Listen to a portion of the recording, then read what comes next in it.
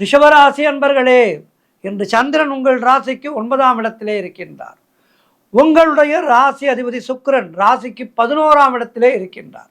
ஆகவே இன்றைய நாளிலே உங்களுக்கு தந்தை வழியிலே நல்ல ஆதாயம் உண்டாகும். உங்களுக்கு எல்லா பாக்கியங்களும் கிடைக்கின்ற நாள் இன்றைய நாள்.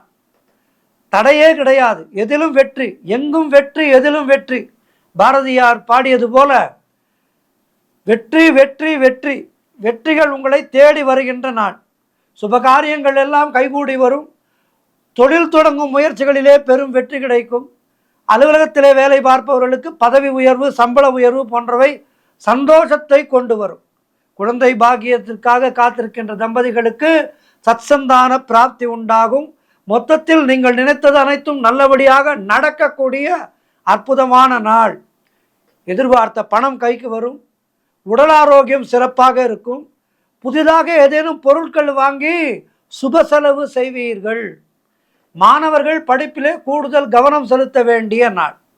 ஆக இன்றைய நாள் என்பது எல்லா வகையிலும் மிகச்சிறப்பான நாளாக இருக்கின்றது.